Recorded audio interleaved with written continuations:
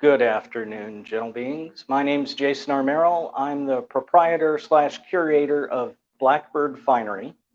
We deal with vintage gentlemen's accessories. So today I'm going to talk a little bit about the history of men's neckwear and show some examples. To be honest, people have been wearing things around their neck forever. I mean, there's documented Roman use. I'm sure there was some before that. But the modern necktie slash neckwear as we know it can be pretty much blamed, the blame laid at the feet of Louis XIV of France. He saw the Croatian mercenaries that they hired wandering through town with a red cloth tied around their neck to hold their collar closed. Now, if memory serves correct, it was done up with a rosette off to the side. He really liked that look. So he started wearing a neckcloth like they did. If a king does it, everybody else is going to do it. It just continues from there. So this is Cyril, my strapping young assistant. He's currently wearing a jabot, and that is layers of ruffles or frills as neckwear. It started with the edges of the shirt being pulled together. And this one is tied around the, well, actually buttoned around the back of the neck. I've seen them that actually button to the front of the shirt. But the reason why I had started with him in the jabot is the question of nomenclature. Since the Croatian mercenaries were the ones with the neckcloths, it started being referred to in France and other places as a croat or cravat.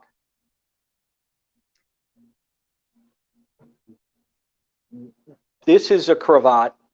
Your normal long neckties are cravat. This is a cravat. Basically, it's a generic term for neckwear. Terms have been loosely adopted, and people often use one term when they mean another. The unique ones, like jabot, you can call it a jabot or a cravat. A jabot is a cravat is not a jabot. A cravat could also be an ascot, which this is an example of an ascot. It's a long item with two matching blades. Actually, what I like about the ascot is that you can tie it in a bunch of different ways. Now, it got its name from the Ascot racecourse in England, where as of, I guess at this point it was 4 years ago, they've changed their dress code for those races, and Ascots are not allowed. You have to wear a necktie. That is the world in which we live now. So once again, this is a cravat, just like any other piece of neckwear. You see them sold that way. I'll go from the simplest way to wear it to the more difficult. Simple is you just loop one end over the other and fold it out and tuck it inside. Most of these styles of neckwear obviously work best with a waistcoat or a jacket. People were always wearing waistcoats. They've almost always had some sort of waist covering. I'm basically, by showing my shirt sleeves, I'm in my underwear, but that's not important right now. So you just loop it over, fold it. You can put a pin in it to hold it in place. This works really well inside the collar It's very, very comfortable. I mean, this is a nice smooth silk. I have one that's gray flannel that's fantastic in the winter. It's a casual look that looks a little more formal than just having an open shirt. So that was the simple. The next step would be to tie it just as if you're tying a bow tie. So one end a little longer than the other. Flip one end up and through. You pull one side across. The up and through piece comes down. You can fold these together in the front, and there will be a hole in the back behind them. That's where this loose piece goes. Now, this fold is on his left side, so I'm pushing through to the right. And that gives you, in this case, a fairly nice big bow. You just tighten the ends until you get the look you want. I like wearing them like this. I mean, yes, it's a much bigger bow than one of these, but it definitely stands out. And once again, it's still pretty comfortable. The key is you have to have a shirt that is the proper size for your neck. I learned this when I was buying detachable collars. The size of your neck that's one thing, but you don't want your shirt and the extra collar all the exact same size as your neck.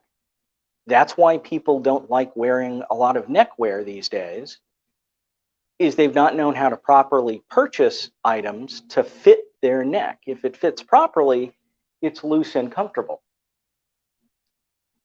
If it's the exact same size as your neck, well, of course it's going to be uncomfortable.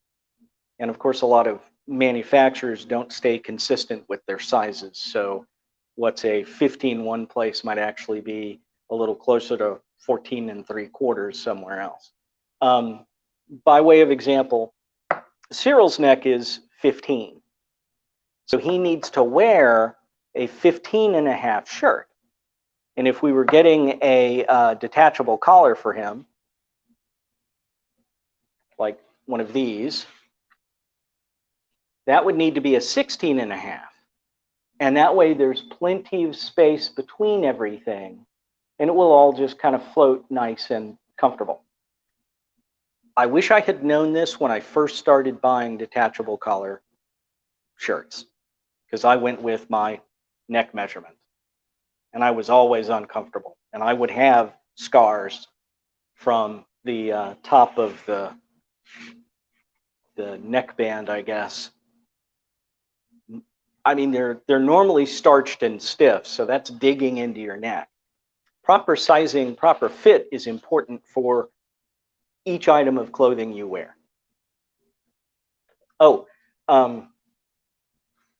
about the collars. One name I would like for you to remember, if at all possible. Hannah Lord Montague. She was the wife of Oliver Montague, a blacksmith in Troy, New York, and she invented the detachable collar. She was tired of having to wash the entire shirt when it was just the collars and the cuffs that got dirty. Because you would be wearing a waistcoat, you would be wearing a long frock coat or sack suit coat, whatever. Your cuffs would be seen, your collars would be seen. And at that time, everything was wood burning, coal fired, gas lit, which meant there was so much junk in the air, you could walk around town and come back, and this would be a dusty gray. So she did what any right-thinking person would do. Instead of washing the whole shirt, she cut off the collar, cut off the cuffs, washed them separately, and then stitched them back on. And then I think it was 1823, she got the patent for the detachable collar shirt. And that was a staple of men's and women's wardrobes for pretty much the next 100 years. But nobody ever mentions her name. I've always seen it as a blacksmith's wife or a housewife in Troy, New York. No, it was Hannah Lord Montague. And I think it's important to keep her name out there. So, on with the fun. If you call this fun. So from this bow, you can go just one more step by pulling on the looped ends. You get a nice knot. You can then cross the blades over each other and tuck them into your waistcoat. And you get that standard early to middle Victorian cravat style that everybody sees. It's an ascot. You would pin it here.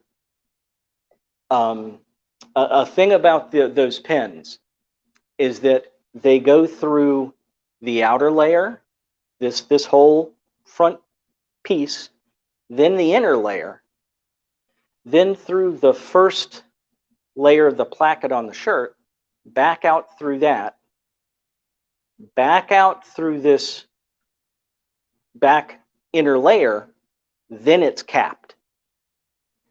So all you see is the head of the pin, but it's keeping absolutely everything in place.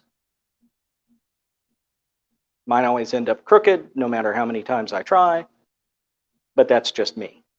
But if you just do it through this first layer, it's gonna flop around and shift and move, and the whole neck piece is gonna shift and fluff out. If you're gonna wear a pin, go through all those layers and then just cap it right before it would come out through the last layer, and that way it's crisp, it's clean, and all you see is the head of the pin. So the next way you can tie these is back to fairly standard. I'll loosen it up a bit and do one side a little more longer than the other, but it's your standard 4-in-hand tie knot. So you loop the long end over the small end, you bring it around,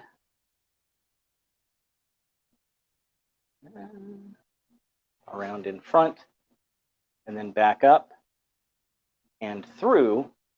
And this longer end is now shorter than the short end, even though it's going to be on the front. But you tighten it up, you've got this nice little ruched knot. You tuck it inside the waistcoat.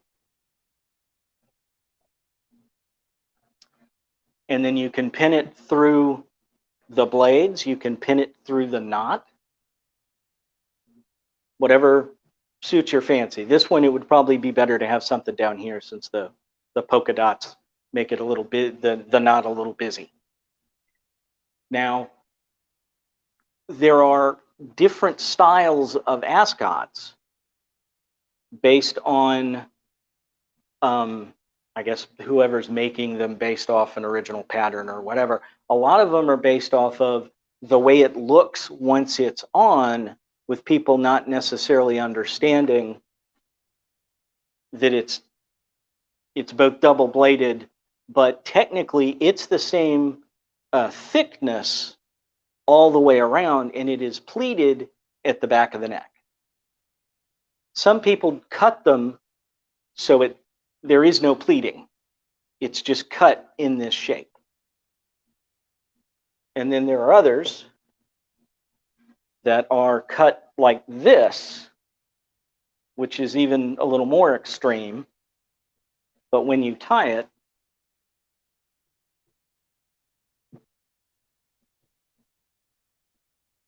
particularly if it's just the, over and through, you're almost never going to see the back piece because it's going to be covered by either your waistcoat collar or your jacket collar.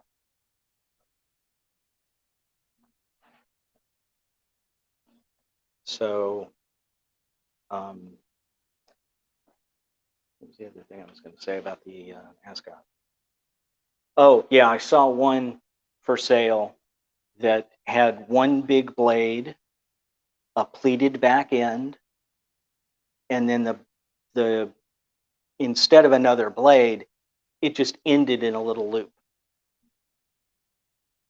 So the only way you could tie it would be to pull it around the back of your neck and through that loop and then over in the front. There wasn't any other way to tie it, but I have a feeling they had only seen it worn and reverse engineered how it was to be made based on that one image. Let's see. So, time frame wise, I'm jumping around a bit. After the jabot, you would get, say, the neck cloth, also called a stock. Although a stock would be a piece worn underneath the neckwear to keep the head up, the chin up, and everything here rigid and stiff. Sometimes they were made of whale. They had whalebone in them. They were made of like thick boiled leather often, or sometimes they were just really, really heavily starched cloth. But the whole point was to keep your head up. And then you could use something like this, which is, if I drop it here, you're not going to be able to see all of it, but it's taller than I am, and I'm 5'2". So basically a 6-foot long neck cloth. This you can tie many of the same ways that you can tie the ascot.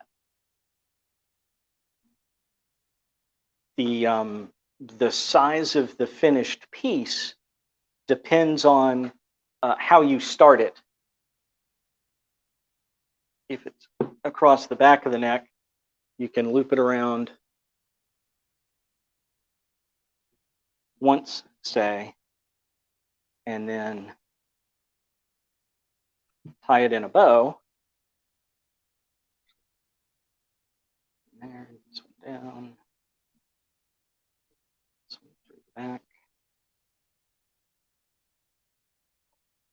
And this way you can keep a fairly small knot with longer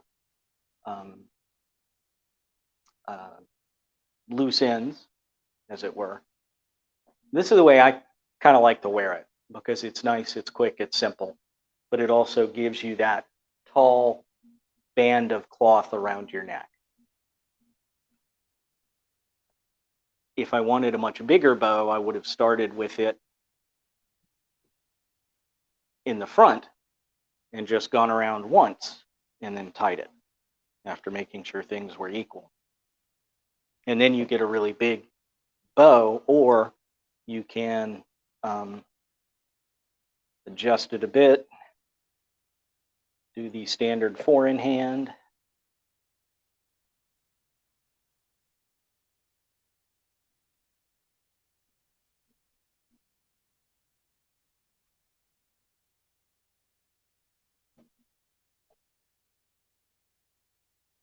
There we go. Sometimes it takes some adjusting with the where things end up on the neck. But as always, anything that's loose gets tucked in here.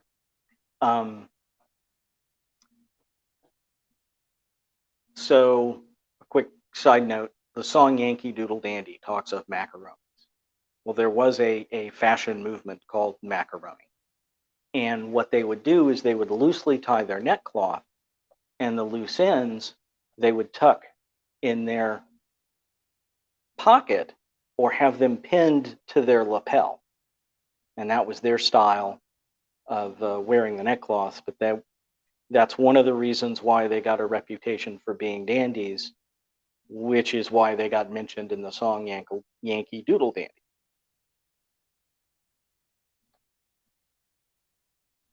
So I've got this nice black one. They came in all manner of shapes and colors and fabrics, although the most often were linen and silk. So this is a black silk. I do have a smaller white silk that's so about 4.5 feet, close to 5.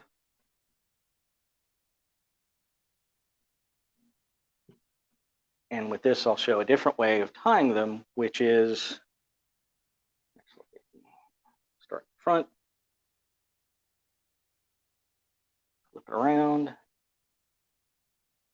and you can loop it over just once, like this, and tuck it in. And that's kind of a Revolutionary War style. Flipping them over like this is often referred to as a waterfall style of wearing your ascot or your neckwear or what have you.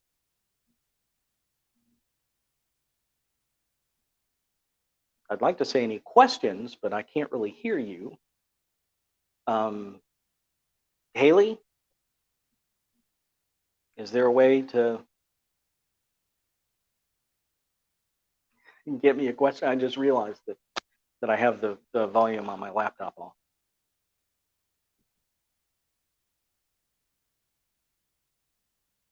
Just to show the difference in looks here, in overall silhouette and shape, they kind of look the same, but side by side, they're entirely different. Okay, can you hear me? There we go. I can hear you now. Okay, we do have some questions. What is your favorite neckwear? My favorite neckwear? Yes. Let's see. I have to admit, this is the long neckcloth is the one I wear the most often, and I like it because there's so many different ways you can tie it. It gives you a bunch of different looks.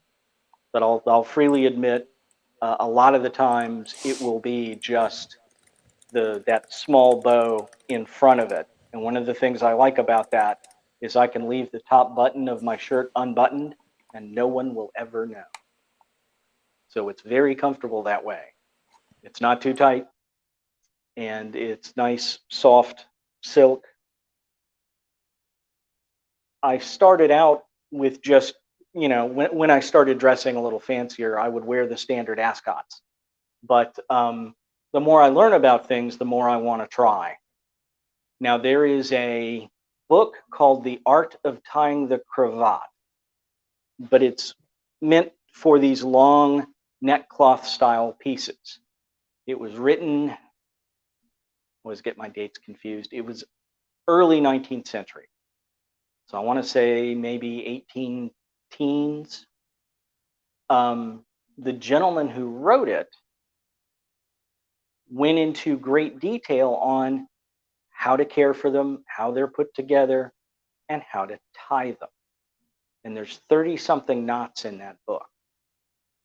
And it's available online through archive.org, Google Books, HathiTrust. The one thing to be aware of is that they were in different, say, universities and public libraries, and different people scanned them. So there's several different versions out there. It has nice fold-outs that show how to tie these knots. Some of the scans, they didn't pull the fold-outs out to be scanned. So just be aware of that and look for it. But James Townsend, who outfits mostly Revolutionary War reenactors and that time frame, the 18th century, has a facsimile of that book. It's not even bound. It's just paper front and back, stitched binding, but it's wonderful. It's the exact size that the original was. It has all the fold outs. And at some point, I'm going to learn to tie all those knots. I just need to get started. Now, one of the interesting things that I didn't realize, and I'll show with this, the gentlemen had their own tiny little iron, and they would take their starched neck cloths and they would fold this, not the inner bit that goes around the back of the neck, but the outer edges. And they would fold these down into something thin, almost like the width of this, the back piece here. That's what they would tie their bows with in front. And I had never even thought about that until I read his book, saw the illustrations, and saw how all of that played out. So, yeah, I'm going to get some linen ones, and I'm going to figure out how to do the folding. I mean, there's an illustration, but I need to figure out how to do that so I can start tying all different kinds of knots. So, any other questions? Yes. Sorry if this has been covered already, but what are your thoughts on the current trends in novelty necktie knots, such as the Eldridge knot? I like them, but I don't wear them. I mean, I can tie one or two. It's all up to personal preference. You know, it's your tie, it's your neck. Wear whatever you want to wear, tie it however you want to tie it. I think some of them are pretty cool, and then some of them are going too far to be unique and cool. I mean, the Eldridge is getting close to that. But I mean, once again, I like them. I don't necessarily wear them, but I'm normally wearing something truly vintage, and they don't work that well for that kind of style.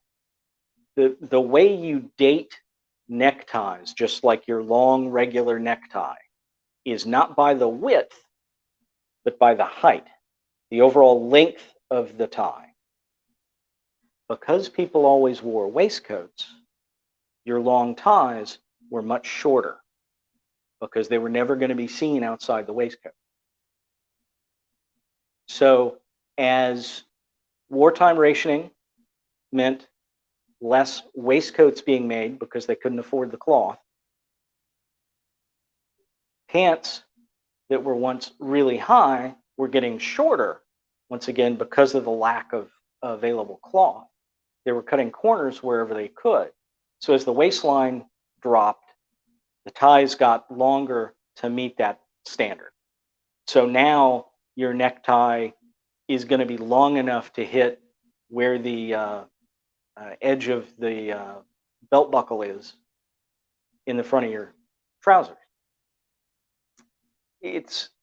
That's the goal, is to get the point right there at the belt buckle. Some of those more elaborate knots, that's how you tie them, is you start with the wide bladed end of the tie where you want it, and then all of the tying is done with the thinner end. Any others? Yes. Do you have a favorite costume drama with nice neckties, like a good TV show with good neckties? That's a tough one, because that's one of those things that it's pretty easy to get right. So there's a lot of good ones.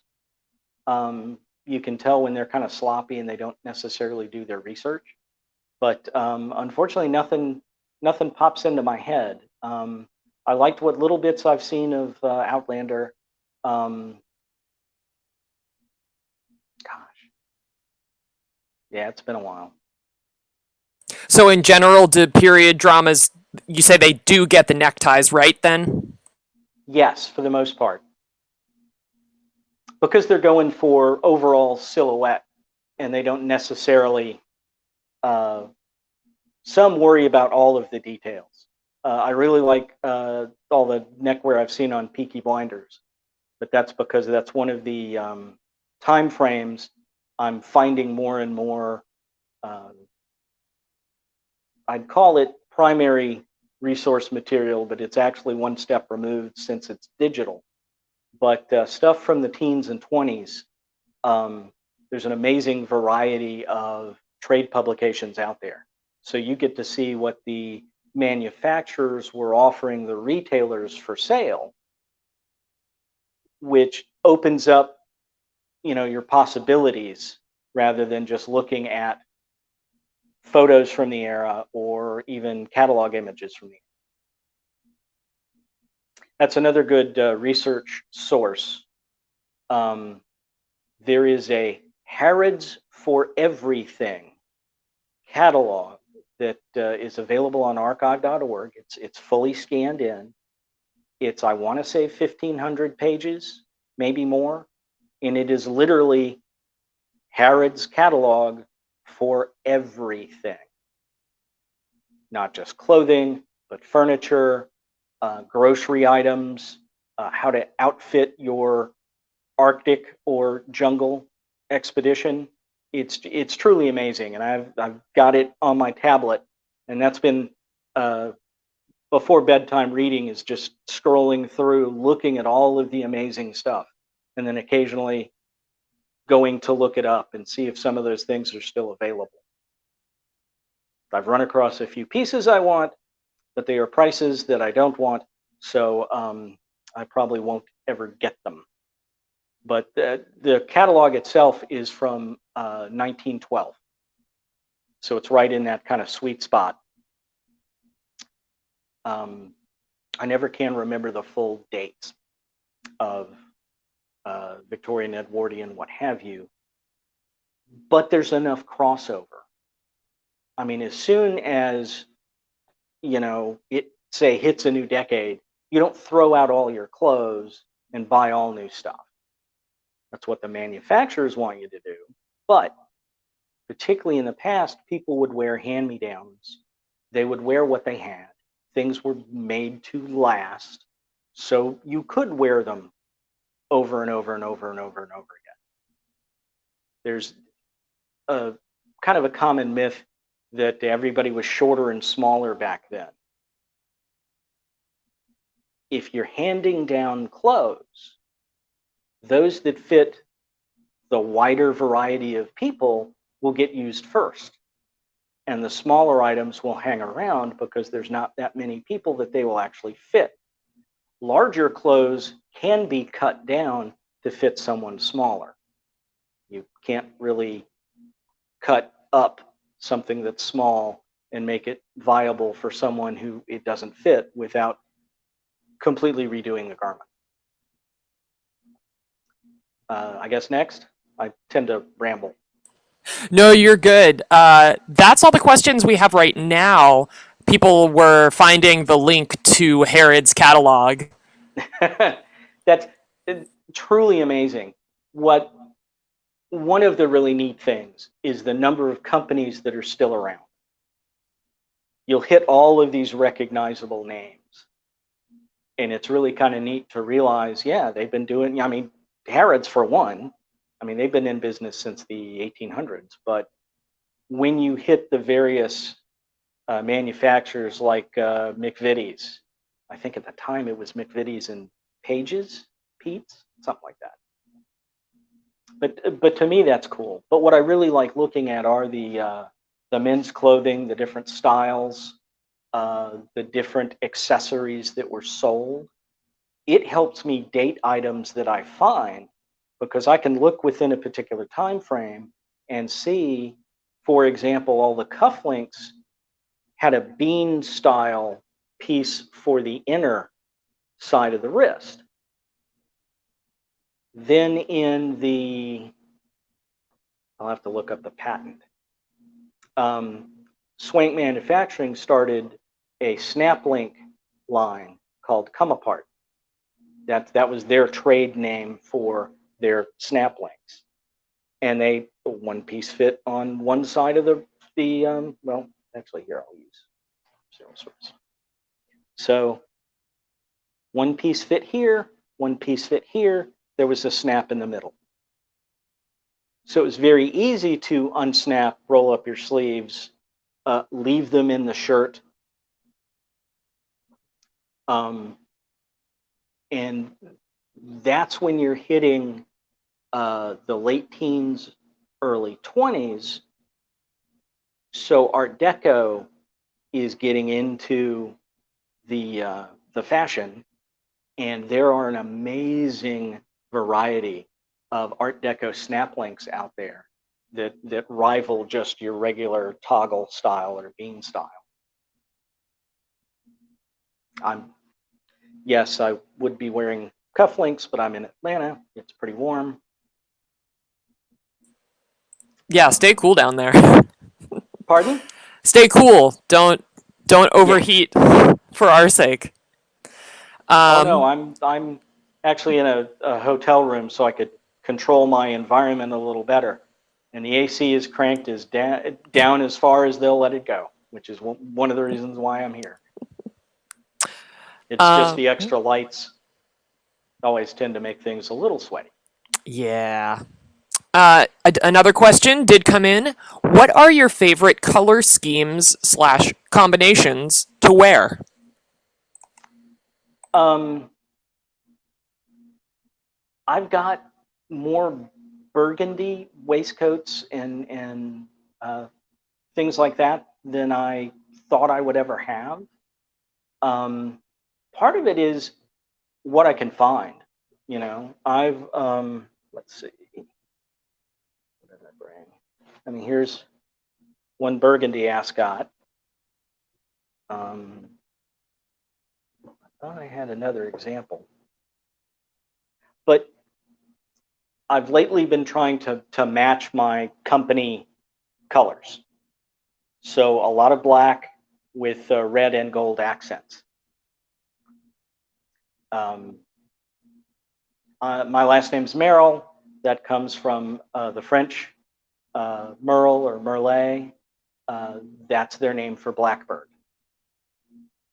And they named the Blackbird after the Merlot grapes that it liked to eat. So in any case, that's how I came up with Blackbird Finery. It was basically the family name. And that's a good, I think it's a good trade dress look is to have the black with the red and gold accents. But when you're finding vintage pieces, you can't necessarily be incredibly picky because you find what you find. And I've got, well, my wife just got me this shirt and waistcoat combo. One of my favorite sellers is a guy named Hogspear on eBay. And he's British, haunts the estate sales, but often gets commissioned to liquidate the estate of various members of the nobility or high-ranking military officers, which pretty much same thing.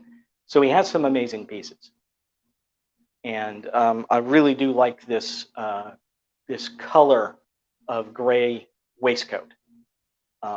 Your formal morning dress over there would be a dove gray or a buff-colored waistcoat under a morning jacket, which is basically a frock coat. The reason why it's called morning wear is because that's the time of day they would wear it. Now, the long coat that we kind of think of as a frock coat, the morning version has a deep cut up the back, and there are buttons at the back of the waist. Well, they would go riding in the morning.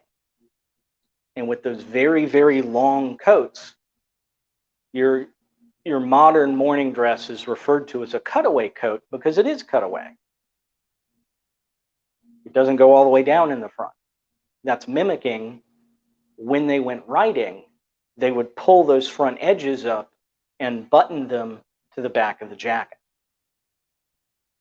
The buttons are still there, but they've removed all that extra cloth, but still preserved that silhouette. That also occurred with waistcoats and I'm not even going to try to adjust the camera to show, but your modern waistcoats have a notch at the bottom.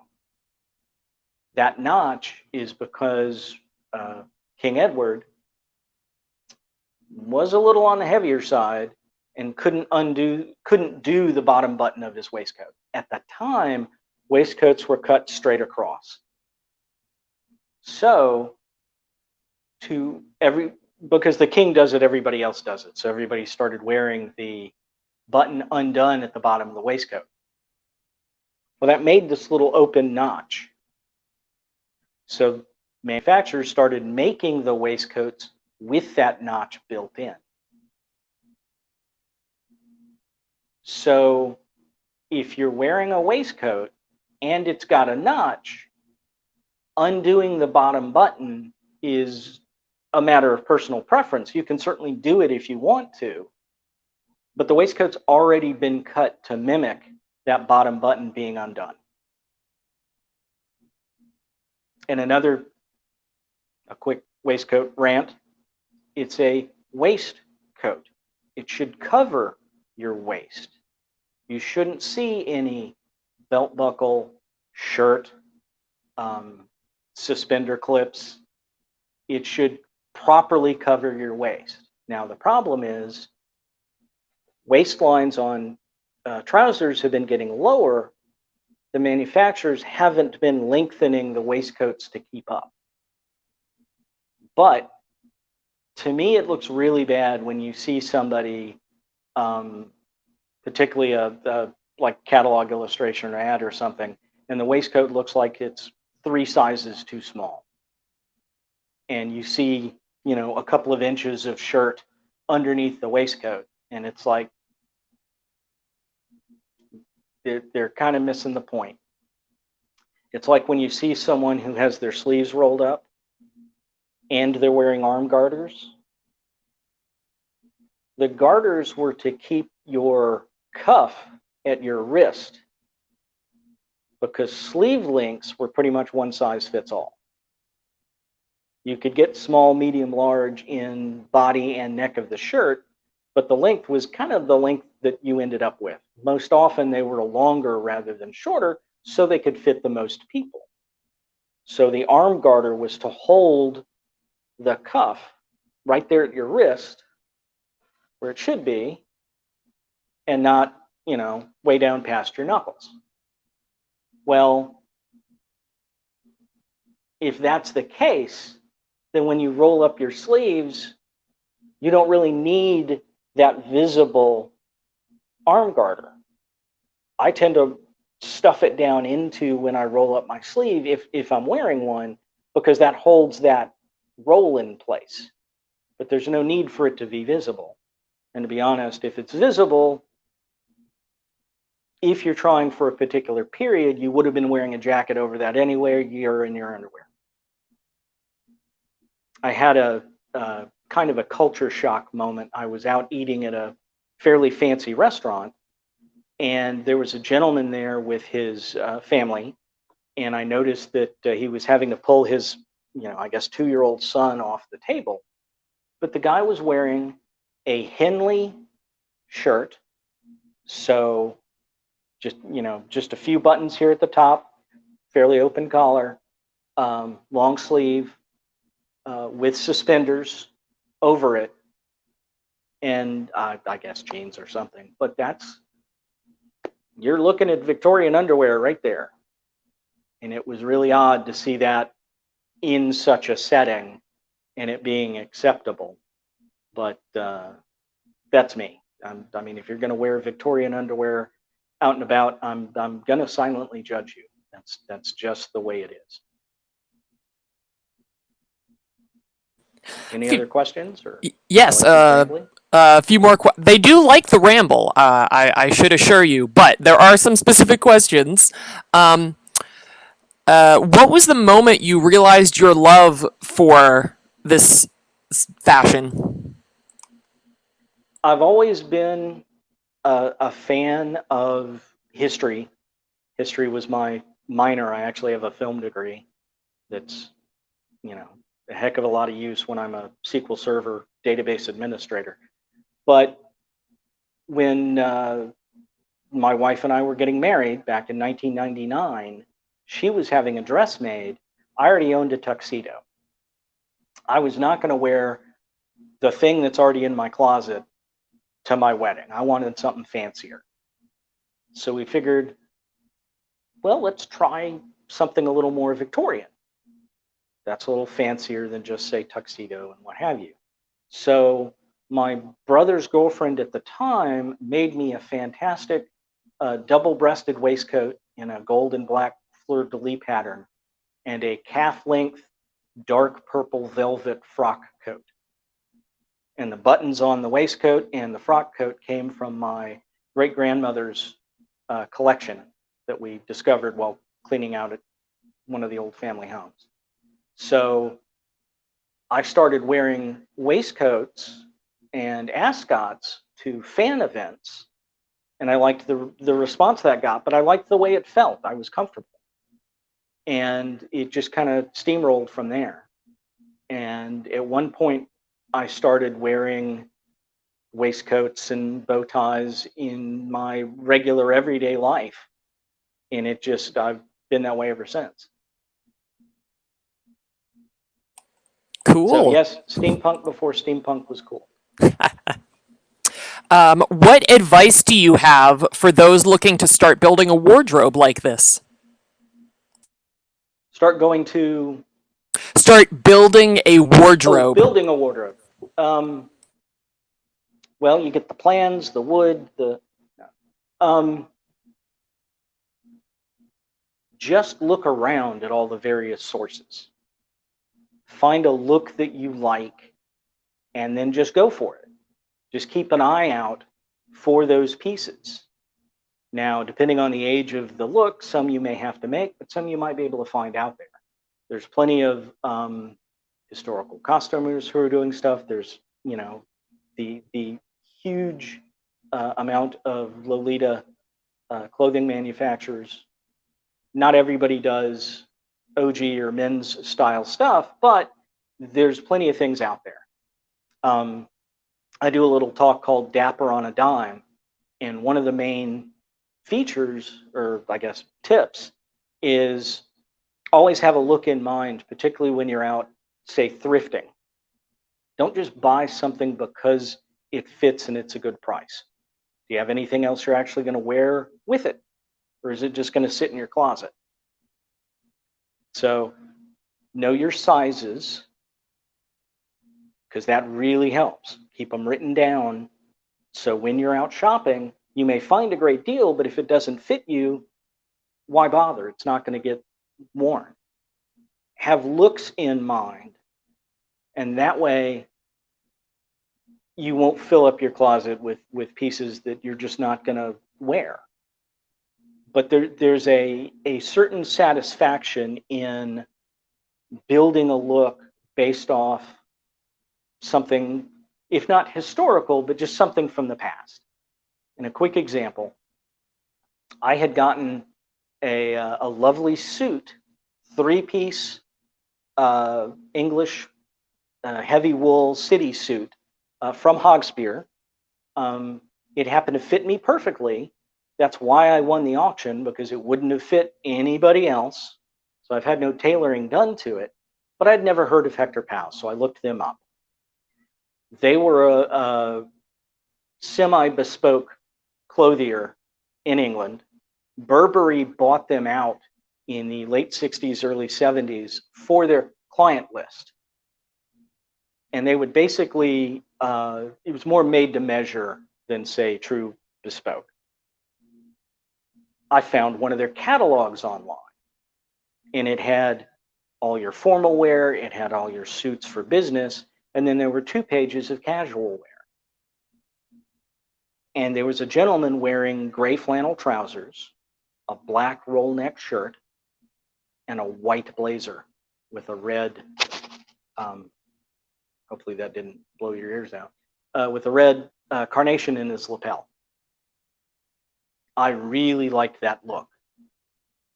So from that point, when I was out shopping, I just kept an eye out for that stuff. And I happened to be in Belk and they were having a sale, and I got a white blazer, like 60% off. And once I had the blazer, I went and looked, and yeah, they had, well, it was a black mock turtleneck, but it looked perfect. I already had some gray trousers, and I certainly already had the red carnation. And once I put that on, I felt great because it fit me, but I matched this catalog image from 1952, I think. But it was that sense of accomplishment. I saw it, I wanted to put it together, and I did.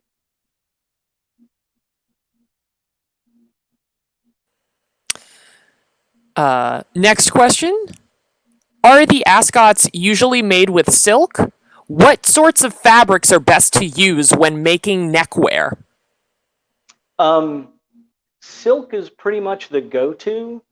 I mean, most of the Ascots I've got are like a Dupioni silk, but I've seen them made of all different manner of fabrics. Once again, it's kind of up to your preference. But the silks and say the linens give the best look. The linens more for the long neck cloths. But just, when you think of modern neckwear, you think of silk neckties. I mean, yes, they're made of all manner of polyesters and rayons and what have you now, but your true high quality items are those silk pieces of neckwear. Okay. Next up, is there any vintage style that you would like to make its way back into current men's fashion? Um, I have to admit, as cliche and corny as it sounds, I really like what they were wearing in the 20s. Your nice sharp suits, waistcoats. Um, it was I guess, a thinner, tighter silhouette overall. You had all the fantastic accessories. You had your pocket watches and watch chains, and your uh, lapel pins, your cufflinks, all kinds of stuff. But yeah, it's now 2020. But I think it would be nice for people to dress like they did back in the 20s. I mean, I would like to see a resurgence of waistcoats because they really do add for me, they put the look together. I actually hate wearing a bow tie with no waistcoat because to me that looks odd, particularly if I'm wearing suspenders. If I'm wearing suspenders, I'm going to wear a waistcoat, even if it's 90 degrees outside. But that's just me. But I always thought it's underwear. It's a supporting garment. It's not necessarily meant to be seen. And belts just kind of cut you off in the middle, at least for men. So, but I mean, to be honest, I'd be happy with various pieces from Victorian, Edwardian, anything I'll say pre-World War II. I was going to say pre-World War One, but there was some good stuff in between. But I just wish people would dress nicer. It's a sign of respect for yourself. It's a sign of respect for the people you interact with, for the event you're attending. It's just so many people think only about themselves these days that when someone is dressed nice, it shows that they're not only thinking about, how they feel in their comfort, but they're also thinking about not what everybody else thinks, but the comfort level of everybody else. That's the key to being a gentleman right there, is you see to everybody else's comfort first. Everything else all boils down to that. Now, yeah, you have to put the oxygen mask on yourself before you can help anybody else, but it's all about anticipating someone's needs and helping them. It's not about, charging to the front of the line. It's about letting people have your seat. because you're seeing to their comfort, not yours. Rant over. Well, that's all the questions we have. We got about 2 minutes left. If you have anything you want to wrap up with. How about this? It's not neckwear, but just one little thing. So your original detachable cuffs were actually longer. The cufflinks were to hold the cuff together. There was another stud or button to hold the cuff to the shirt. Now, often you will see the cuff holders sold in antique stores as gambling devices. They say it's to hold a card up your sleeve. If you ask any working magician, they'll say, here are the 6 different methods you can use to hold a card up your sleeve. A cuff holder is not one of them. Now, one of the brands that was fairly popular around the turn of the previous century was Frank's, and Frank had the Wizard cuff holder. So I've seen a lot of those Wizard cuff holders being sold as, Confederate gambling devices and things like that. If you know the why behind things, seeing them makes a little more sense. So that's where this gauntlet button on your shirts comes from. It was from when they were holding the longer cuff to your shirt. Now, the cuff holders would, they'd grip here, but they would also grip in the other direction for the cuff. And they were sold in all different styles and colors, and some were very well hidden. Others were just, you could use the same stud you were holding your collar on with to hold your cuff on. But it's one of those, like the notch in the waistcoat and the others, once you know the reason why the rule is there, it's much easier to break it without looking too silly, because you know what you're doing. You know why it's there, what the reason was, but it's, in the end, your clothes, your body, your neck, your neckwear. Wear what you like to wear. Wear what you're comfortable in. Wear what you think looks good on you. There's no one right way to wear anything. Are my 2 minutes up? They are, yes. Thank you so much for this panel. No, thank you guys. I really appreciated getting the chance to do this. And I'm Jason at blackbirdfinery.com.